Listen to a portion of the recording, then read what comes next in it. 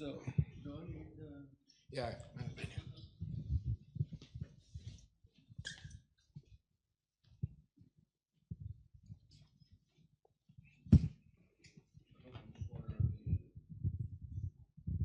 Good morning or good afternoon. I'm not sure what time it is right now, actually.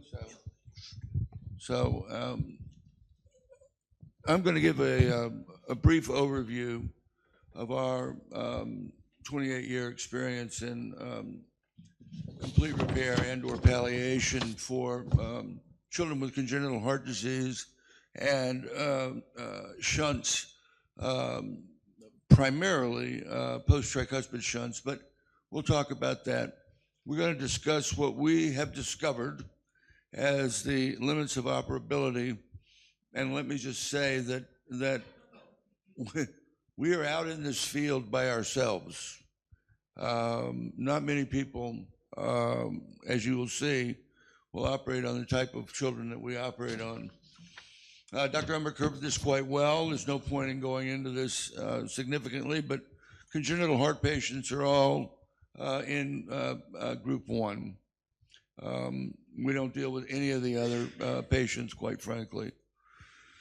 Now, within group 1, you have all kind of different types lumped into this, of which congenital heart disease, as you can see, is one of the particular types of pulmonary hypertension that's in this.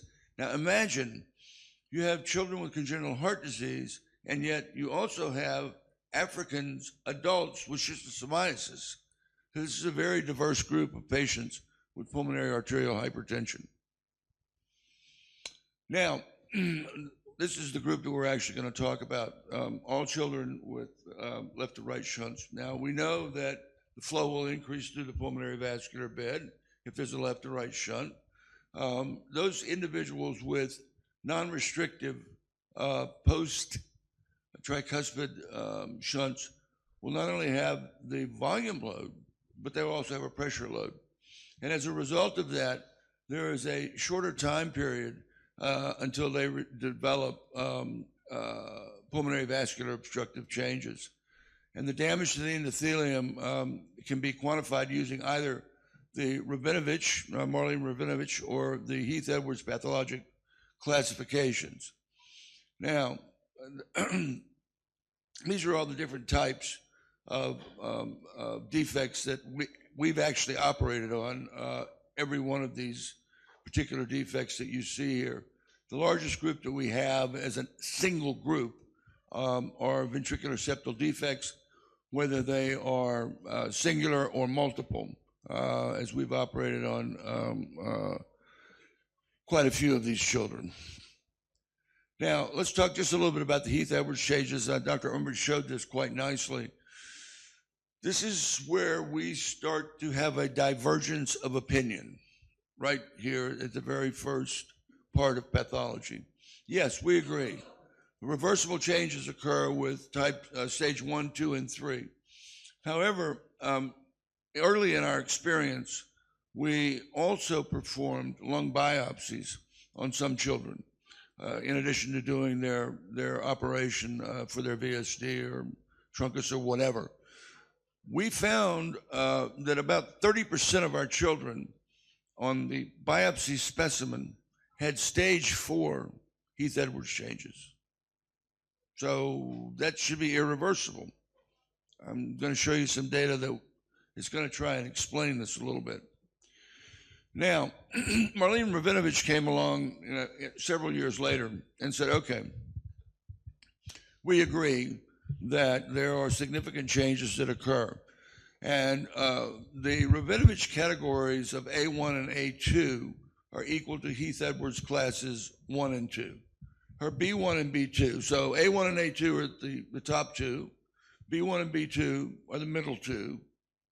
And C1 and C2 are the bottom two. And as you can see, it would be almost impossible for you to change either 5 or 6 or C1 or C2 Rabinovich without some sort of pharmacologic intervention. And we're going to get to that in a moment. Now, there are routine, and I'm going to say Western, EU, US, recommendations for operability. And these have changed over the years. Initially, pulmonary hypertension by WHO criteria was greater than 4 Wood units, a mean pulmonary artery pressure of greater than 25. These things have all changed now. Now we're down to the fact that if you have a pulmonary vascular resistance of greater than 3 Wood units, you're considered to have pulmonary hypertension. And now the mean pulmonary arterial pressure is down to 20 millimeters of mercury. So those patients that have PVR less than 3, close the hole. Ligate the ductus, no problem. Those patients from 3 to 5, well, you better be careful, they say, because greater than 5 Wood units, that does not decrease with vasoactive testing. You can consider shunt closure, VSD, PDA, AP window, etc., but you may have problems with those patients. And in those patients that their PVR is greater than 5 Wood units, you need to treat those children only at special centers that have a lot of experience with regards to the pharmacologic treatment of pulmonary hypertension, like Dr. Umbert's center probably. And then the last group, especially in the ASD group, if you've got a PVR that's greater than 5 Wood units, despite PAH vasoactive treatment with a negative vasoactive test, don't close the shunt. So I want you to keep that number in your mind for a moment or two. PVR of greater than 5 Wood units, poor reaction to vasoactive testing, on drugs, don't close the hole.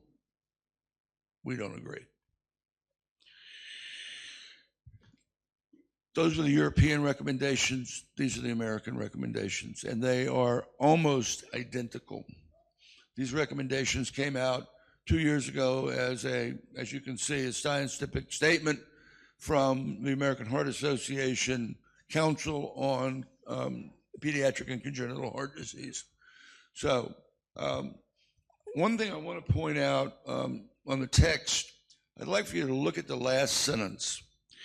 Consideration for fenestrated defect, closure of defects to reduce the QP, but still allow decompressive shunt, if needed, may be considered in high-risk populations. Those are all the patients I'm about to present to you, that very group. But we didn't fenestrate them, so to speak. I came to Kiev in 1994. Yeah, I've been coming to Ukraine for 30 years. It's hard to believe, isn't it? And I visited what would become the Amosov Cardiac Center. And I was assigned to assist a young, upcoming chief of a division of congenital heart surgery by the name of Vasily V. Lazarishinis. And I don't think there's anybody in the room that doesn't know who Vasily is. He approached me and said, Bill, we have a problem with children with VSDs and pulmonary hypertension. We operate on them and they die. Can you come up with some idea of how we can do this and have the children survive? So I went home after spending 2 weeks here. I looked at, I don't know how many kids with pulmonary hypertension. We didn't operate on any of them. And I started to look into the treatment of idiopathic pulmonary hypertension. Then I went further back into bench research.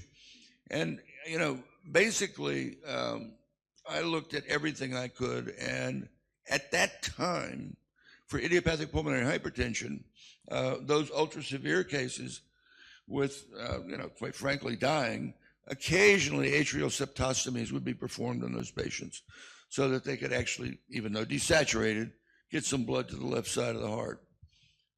So we came up with the concept of, well, what if we were to close the VSD, have a hole fenestration in the patch, but on the left ventricular side, we put another patch, which is larger than the hole, and only fixated across the top 30%, so that when the RV pressure exceeds LV pressure, the flap valve will open. you will have, yes, desaturated blood, but it will flow into the left ventricle.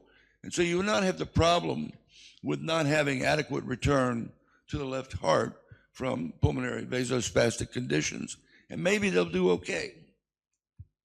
Okay. Now, mind you, we're talking about children that were studied between 1996 and 1998. It's a very long time ago. There was no sildenafil. There was no iloprost. There were none of these things. So vasoactive testing was done only with 100% oxygen at that time. And you won't see anybody recommend that anymore. Look at the bottom. What's the PVR? It's an average of 11 Wood units. Novick, are you crazy? You're not supposed to operate on these patients, okay? There were no deaths in this series. Because there were no deaths, we decided, well, let's expand this outside of Eastern Europe, because some of those kids were done in Belarus, some were done in Ukraine, most were done in Ukraine. And as many of you know, we traveled, to multiple different places in the world. And so as a result of this, we were able to operate on children throughout the world. And we ended up having a collection of over 90 children, with most of those being VSDs, but interrupted aortic arch, transposition, AV canals, double outlet right ventricles, corrected transpo, total anomalous with VSD. This is the collection of patients that we operated on over the course of about 8 years. And these are their Kaplan-Meier survival curves. Now, I've broken this down. The curve on the left, if you will, the very top line on the left is VSDs only. The middle line is everybody. So the bottom line is the complex cases. So that's the AV canals, that's the transpositions, et cetera. And as you can see, there's a distinctive survival difference between the VSD group and the complex group. And this is something that we sort of learned over time. But then we looked at it from the point of view of, okay, what happens if we look at it from the point of view of those patients with mild to severe pulmonary hypertension? And using a flap valve patch, we didn't find a difference in survival at 8 years, whether you were a VSD or whether you were a complex. Now, this is a short-term survival. This is only 8 years. Then we decided to look at it from the point of view of the pulmonary vascular resistance. So if you were greater than 10 Wood units or less than 10 Wood units, there was no difference in survival at 8 years. So when sildenafil became available in Ukraine, we started using it in all the children that were going to undergo VSD closure. And this is what we found in that group of patients. We had 40 patients that had undergone the double patch VSD closure technique in the Amosov Institute. All those patients were followed immediately after operation at the 3-month time period, and then annually. We have annual follow-up on every one of these 40 patients, which I think is spectacular. 14 of these patients were placed on sildenafil when it became available. So the first 26 were done with no sildenafil. And we've broken this down for you so you can see what the difference is between the two groups. And as you can see, really, until you get down to postoperative pulmonary hypertensive crises or mechanical ventilation time, there's not a lot of difference.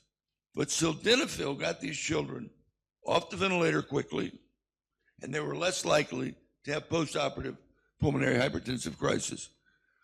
Okay? But 25-year follow-up? Almost.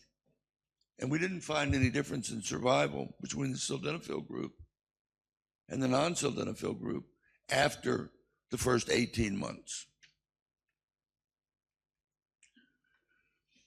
I said, okay, so what happens if you don't use the flap valve fenestrated VSD patch? So at the same time in Amosov, surgeons were allowed to decide whether they wanted their patient to undergo the flap valve surgery or whether they wanted to undergo traditional, we're just closing the hole. We ended up with a total of about 110 or 120 patients. This is the survival probability from time of discharge, whether you use the double flap or the traditional patch. You don't see a lot of difference there, do you? Those are the patients that were discharged alive. Those are not all the patients. The double flap valve patients had a mortality rate of 2.5%. One patient out of 40 died in the hospital. The traditional patch patients had a mortality rate of 10.1%. The double patch patients had an average age of 7.7 years. The traditional patch, 2.2 years. So you have younger patients that underwent traditional patch, and yet their mortality rate in hospital was higher. This curve, to me, is the most definitive curve about why you should not use a routine patch in a child with a VSD, severe pulmonary hypertension, and an elevated PVR after vasoactive testing. This is the predicted probability of in-hospital death dependent upon the following. What is your baseline pulmonary vascular resistance, systemic vascular resistance ratio, which is a very important determinant in the recommendations by both Europe and the US in terms of operability? And what's your saturation? And then how was your operation performed? Traditional patch or double patch? The curves are there for you to see for yourself.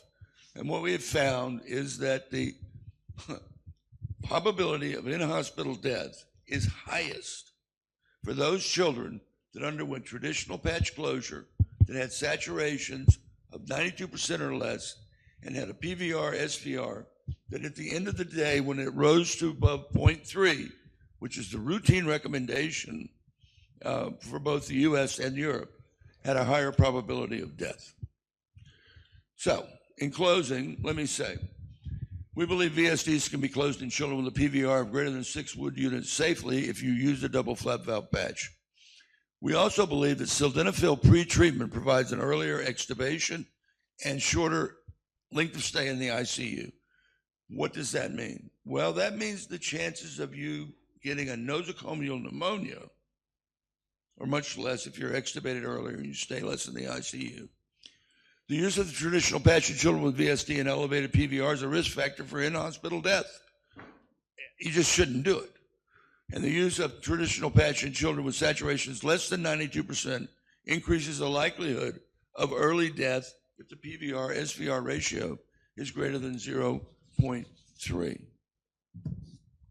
Thank you very much.